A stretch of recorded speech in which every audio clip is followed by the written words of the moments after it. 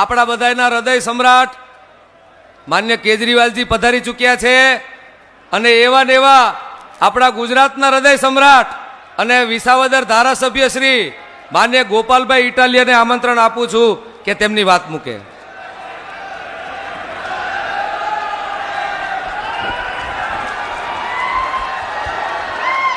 આજે આમ આદમી પાર્ટી દ્વારા આયોજિત આ પરિવર્તન લાવો ખેડૂત બચાવો કાર્યક્રમની અંદર દૂર દૂરથી આવેલા ઉપસ્થિત થયેલા આપ સૌ આગેવાનો, વડીલો, યુવા દોસ્તો, આમ આદમી પાર્ટીના સૌ કાર્યકર્તાઓ બધાઈને મારા બે હાથ જોડીને પ્રણામ, નમસ્કાર. આજે આપણને સૌને માર્ગદર્શન આપવા માટે પધારેલા માનનીય અરવિંદ કેજરીવાલજી, માનનીય ઈશુદાનભાઈ ગઢવી, માનનીય ચૈતરભાઈ, હેમંતભાઈ ખવા, મનોજભાઈ સોરઠિયા, ગુજરાતના પ્રભારી ગોપાલ રાય સાહેબ અને ઉપસ્થિત સૌ અમારા આગેવાનશ્રીઓ. દોસ્તો, પ્રવીણભાઈ રામ અને ઈશુદાનભાઈ ગઢવી બંનેએ ખૂબ લાંબા સમય સુધી આ પદયાત્રાની સાથે જોડાઈ નેતૃત્વ પૂરું પાડી અને ભગવાન સોમનાથ મહાદેવના દર્શન કરી આ ખેડૂત બચાવો પદયાત્રા ચાલુ કરી હતી. અનેક ગામડાઓમાં ફરતા ફરતા લોકોના ખબર અંતર પૂછતા પૂછતા ખેતીના હાલચાલ જાણતા જાણતા આજે ગાંધીનગર ખાતે આ યાત્રા પહોંચી છે. ત્યારે આપણે એ જાણવું જરૂરી છે કે આ ખેડૂતને શા માટે બચાવવા પડે એમ છે. એવી તો શું તકલીફ છે કે ખેડૂત બચાવો એવું કહેવું પડ્યું? એનો હું તમને દાખલો આપું કે હમણાં ગુજરાતની વિધાનસભામાં બજેટ આવ્યું, નાણાં વિભાગ દ્વારા એક બજેટ રજૂ કરવામાં આવ્યું. તમે બધાએ ટીવીમાં છાપામાં જોયું હશે. એ બજેટ જ્યારે એની પ્રિન્ટેડ કોપી અમારા હાથમાં આવી ત્યારે અમે જોયું કે ગુજરાતની સરકારે શહેરોનો વિકાસ કરવા માટે ગુજરાતના અમદાવાદ, રાજકોટ, વડોદરા, સુરત, જામનગર આવા મોટા શહેરોનો વિકાસ કરવા માટે 33,000 કરોડ રૂપિયાની ફાળવણી કરી અને બાકીના આખા ગુજરાતનો વિકાસ કરવા માટે 14,000 કરોડ રૂપિયાની ફાળવણી કરી. તમે વિચારો કે ગુજરાતના મહત્વના 5 શહેરોને મોટા બનાવવા માટે 33,000 કરોડ અને બાકીનું આખું ગુજરાત, તમામ ગામડાઓ, એના માટે માત્ર 14,000 કરોડ રૂપિયા ફાળવા. 50% કરતાં પણ ઓછી રકમ ગામડાના વિકાસ માટે ફાળવે. તમે વિચારો, આપણે બધાય વિચારીએ કે ગામડું એટલે ખેતી, ગામડું એટલે પશુપાલન, ગામડું એટલે સ્વરોજગારી, ગામડું એટલે શહેરોથી લઈને મહાનગરો સુધીનું પેટ ભરનારું યુનિટ. પણ ગામડું આગળ ન આવે, ગામ બેઠું ન થાય, ખેડૂતો આગળ ન આવે, ખેડૂતો સક્ષમ ન બને, એના માટે થઈ સરકારે બજેટમાં જ ઓછી જોગવાઈ કરી છે. તમે બધાય પોતાના મનને પૂછો કે ગુજરાતમાં ગામડાની સંખ્યા વધારે છે કે શહેરોની? બધા જવાબ આપો. જે ગામડાની સંખ્યા વધુ કે શહેરોની? તો પૈસા વધુ ક્યાં ફાળવવા જોઈએ, ગામડામાં કે શહેરોમાં? ભાજપની સરકારે શહેરોમાં પૈસા વધુ ફાળવા. શું કામ? કે 12 માસ શહેરોમાં ભાજપનો પ્રચાર, પોસ્ટર, હોર્ડિંગ, રેલી, સભા, ઝંડા એ બધું આ શહેરોના બજેટમાંથી લાગી જાય છે અને ગામડાના માણસના હાથમાં કાંઈ નથી આવતું. આજે પશુપાલન કરતા હોય એમને મારે જણાવવું છે કે ગુજરાતમાં 4 લાખ કરોડ રૂપિયાનું બજેટ બહાર પડ્યું. એમાંથી પશુપાલન વિભાગને કેટલા રૂપિયા ફાળવા? તમને બધાને જાણીને આશ્ચર્ય થશે, માત્ર 500 કરોડ રૂપિયા. 100 કરોડ રૂપિયા તો ડેડિયાપાડામાં નરેન્દ્ર મોદીની સભામાં ખર્ચો થઈ ગયો.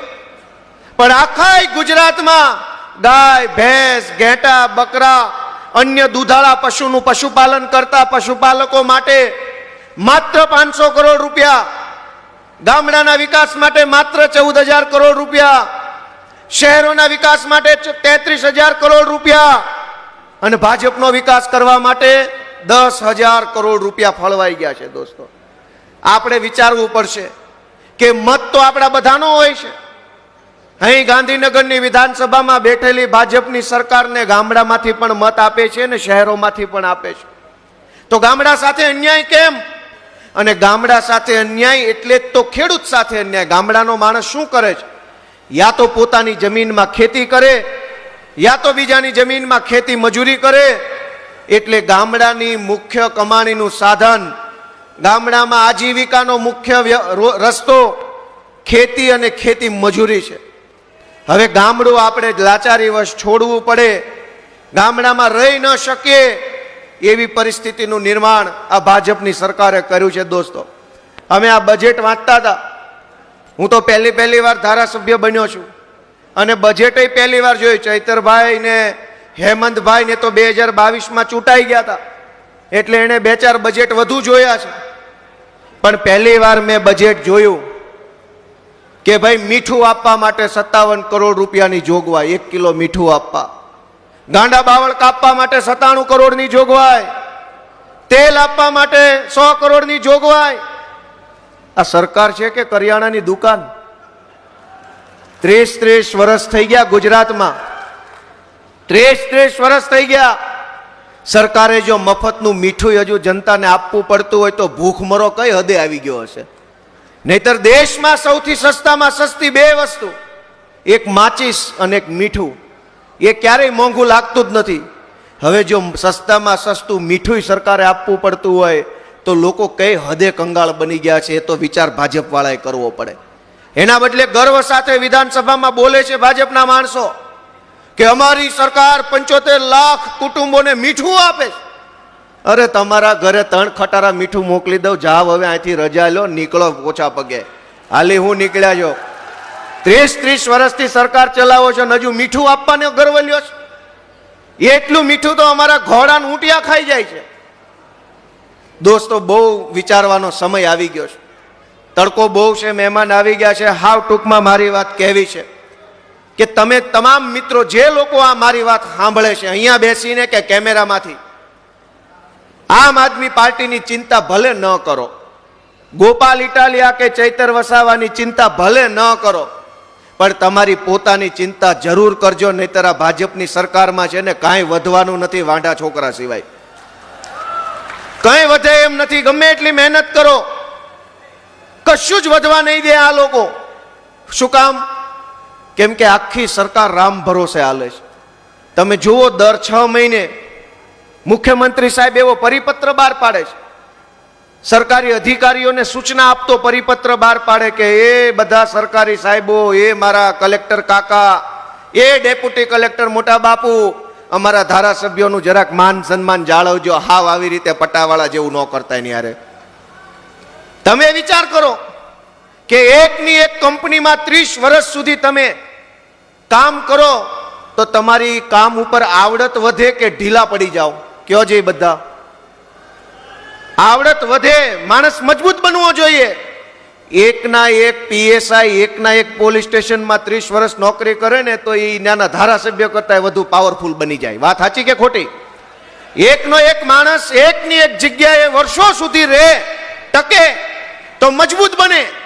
સરકાર 30 વર્ષ સુધી એકની એક પાર્ટીની આવી, એ મજબૂત બનવી જોઈએ કે ઢીલી પડવી જોઈએ? એના બદલે આ સરકાર ઢીલી પડી ગઈ.